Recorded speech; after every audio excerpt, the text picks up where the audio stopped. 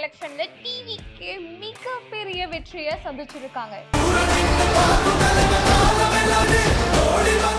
ரெண்டு முக்கியமான கட்சிகளுக்கு மத்தியில டிவிக்கு வெற்றியை சந்திச்சதுக்கு முக்கியமான காரணமே இவங்களுடைய வாக்குறுதிகள். குத்தகை விவசாயிகள் மற்றும் விவசாய தொழிலாளர்களுக்கு நேரடியாக ஆண்டுக்கு ரூபாய் 10,000, 200 யூனிட்டுகள் கட்டணமில்லா மின்சாரம், 25 லட்சம் வரையிலான யூனிவர்சல் ஹெல்த் இன்சூரன்ஸ், 100% பயிர் காப்பீடு. இது மட்டும் இல்ல, விதைப்பு கால நிதி உதவியாக 15,000. அதிலும் குறிப்பா பெண்களை விவசாயிகளுக்கு சாதகமா இருக்கக்கூடிய வாக்குறுதிகள். விவசாயிகளுக்கு என்ன மாதிரியான வாக்குறுதிகள் கொடுக்கப்பட்டுச்சு, அது எப்போ நடைமுறைக்கு வரும், அந்த வாக்குறுதிகள் நடைமுறைக்கு வருதுன்ற பட்சத்துல விவசாயிகள் என்ன மாதிரியான பலன்களை எதிர்பார்க்கலாம் அப்படின்ற பல விஷயங்களை தான் இன்னைக்கு இந்த வீடியோல முழுமையா தெரிஞ்சுக்க போறோம். அதனால இந்த வீடியோவை கடைசி வரைக்கும் ஸ்கிப் பண்ணாம பாருங்க. பாஸ்வாலா ஃபார்மிங் தமிழ் நேயர்களுக்கு வணக்கம், நான் மதுமிதா.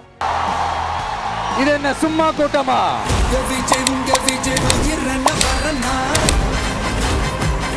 நம்ம வாழ்க்கையே மாற போகுதா?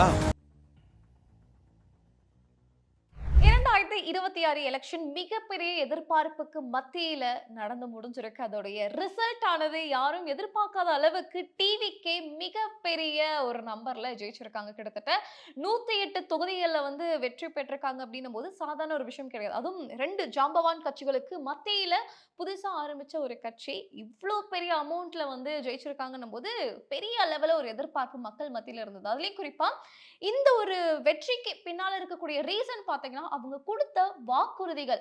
பெண்களுக்கா இருக்கட்டும், பெண்களுடைய சேஃப்டியா இருக்கட்டும், அதை தாண்டி விவசாயிகளுக்கு என்ன மாதிரியான நலத்திட்டங்கள் அறிவிச்சாங்களோ அது எல்லாமே மக்களால பெரிய அளவுல ஈர்க்கப்பட்டுச்சு. அப்படி விவசாயிகளுக்கு மெயினா நன்மை செய்யும் வகையில ரொம்ப இம்ப்ரெசிவான வகையில என்ன மாதிரியான தேர்தல் வாக்குறுதிகள் கொடுக்கப்பட்டுச்சு, அது நடைமுறைக்கு வருதுன்ற பட்சத்துல நம்ம என்ன மாதிரியான நன்மைகளை எதிர்பார்ப்புகள் மக்கள் மத்தியில இருக்கு.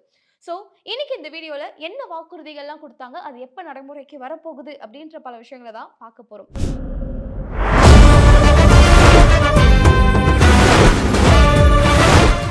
இதுல முதல்ல மக்கள் ரொம்ப ஈர்த்த ஒரு விஷயம் என்ன அப்படின்னா, நீங்க 5 ஏக்கருக்கு கம்மியா நிலம் வச்சிருக்கீங்க, வேளாண் கூட்டுறவு வங்கியில நீங்க ஏதாவது பயிர்க்கடன் எடுத்திருக்கீங்க அப்படின்ற பட்சத்துல அந்த பயிர்க்கடனானது முழுமையா உங்களுக்கு தள்ளுபடி செய்யப்படும் அப்படின்னு சொல்லியிருக்காங்க.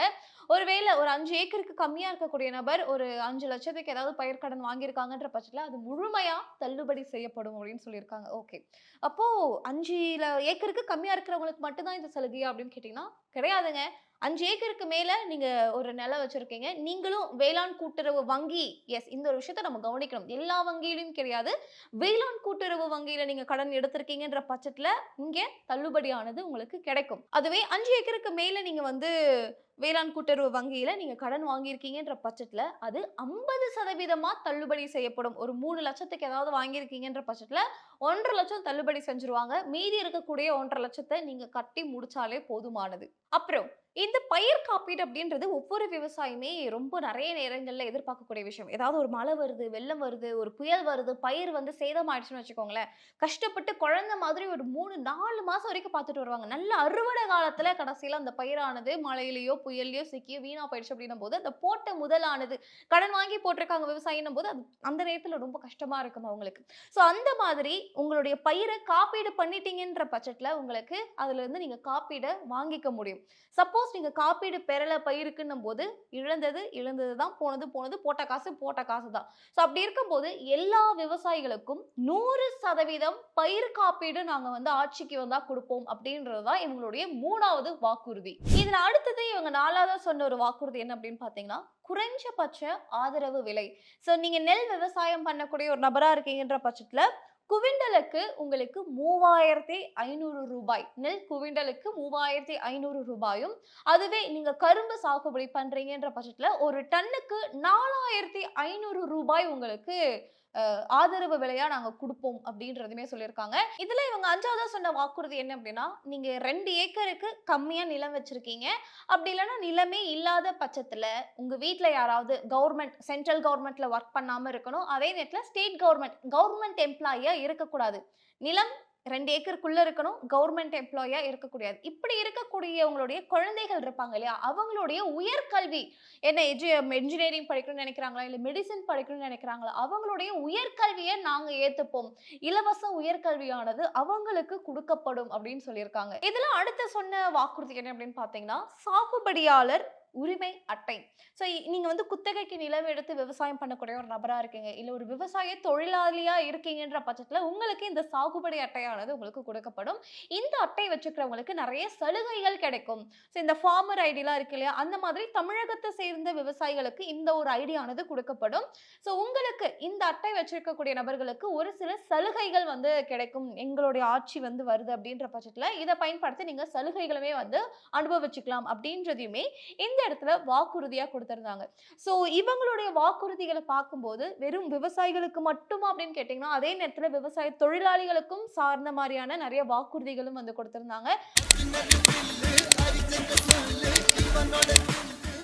அதே நேரத்துல விவசாய குடும்பத்தில இருந்து ஒரு மேல் படிப்புக்கு போகணும்னு நினைக்கக்கூடிய குழந்தைகளுக்கான அந்த எஜுகேஷனா இருக்கட்டும், அவங்களுடைய அந்த படிப்பு செலவை நாங்க எடுத்துப்போம், இல்லைன்னா அவங்களுக்கான இலவச கல்வியை நாங்க வந்து தரமான கல்வியை கொடுப்போம் அப்படின்ட்டு பல விஷயங்களை சொல்லியிருந்தாங்க. அது மட்டும் இல்லாம கிராமப்புறத்துல இருக்கக்கூடிய குழந்தைங்களுடைய அந்த கல்வியை வந்து மேம்படுத்தணும் அப்படின்ற வகையில டவுன்ல இருக்கக்கூடிய குழந்தைகள் எப்படி ஹைடெக் எஜுகேஷனை வந்து பெறாங்களோ, அதே மாதிரி அந்த குழந்தைங்களுடைய எஜுகேஷனுமே அந்த ஹைடெக் லெவல்ல இருக்கணும் அப்படின்ற பட்சத்துல 100 காமராஜர் சிறப்பு பள்ளிகள் வந்து நாங்க கட்டித்தருவோம். அதன் மூலியமா அவங்களுடைய அந்த கல்வி தரமானது உயரும் அப்படின்ட்டு பல வாக்குறுதிகளை வந்து கொடுத்திருந்தாங்க. ஸோ டிவிகே கண்டிப்பா வந்து இன்னும் 2 நாட்கள்ல அந்த மீதி இருக்கக்கூடிய அந்த 10 வேட்பாளர்கள் யாரு அப்படின்றத சூஸ் பண்ணி அவங்களுக்கான ஆட்சியை வந்து அவங்களுக்கான அந்த கவர்மெண்ட்டை வந்து அவங்க அமைப்பாங்க. ஸோ அப்படி இருக்கிற பட்சத்துல கண்டிப்பா டிவிக்கு ஆட்சிக்கு வராங்கன்ற பட்சத்துல அவங்க சொன்ன இந்த வாக்குறுதிகள்ல நீங்க எதெல்லாம் வந்து ஃபாஸ்டா இம்ப்ளிமெண்ட் பண்ணா நல்லா இருக்குங்க, விவசாயிகள் நாங்க ரொம்ப கஷ்டப்படுறோம், எங்களுக்கு இந்த ஒரு சலுகை இருக்கு அப்படின்ற பட்சத்துல ரொம்பவே யூஸ்ஃபுல்லா இருக்கும் அப்படின்ட்டு நீங்க எதெல்லாம் நினைக்கிறீங்க அப்படின்றதுமே தாராளமா இந்த வீடியோட கமெண்ட் செக்ஷன்ல பதிவு பண்ணுங்க. அண்ட் ஒருவேளை அந்த கட்சி சார்ந்த நபர்கள் யாராவது இந்த வீடியோ பார்க்குறாங்கன்ற பட்சத்துல மக்களுக்கு என்ன தேவைப்படுது, மக்கள் என்ன எதிர்பார்க்குறாங்க அப்படின்றத பார்த்து தெரிஞ்சு அவங்களால புரிஞ்சுட்டு அதுக்கு தகுந்த மாதிரி ஒரு சில நலத்திட்டங்களை சீக்கிரமா செயல்படுத்துறதுக்கு இது உதவியா இருக்கும். ஸோ கண்டிப்பா உங்களுடைய கருத்து என்ன அப்படின்றதுமே இந்த வீடியோட கமெண்ட் செக்ஷன்ல பதிவு பண்ணுங்க. அண்ட் இந்த மாதிரி இன்னொரு சுவாரஸ்யமான ஒரு ஃபார்மிங் குறித்த வீடியோல உங்களை வந்து சந்திக்கிறேன். Thank you so much. Brand partnership மற்றும் அட்வர்டைசிங் என்கொயரிஸ்க்கு brand@bosswala.com என்ற இமெயில் ஐடிக்கோ அல்லது 9108014192 என்ற வாட்ஸ்அப் எண்ணை தொடர்பு கொள்ளலாம். Bosswala, be the boss.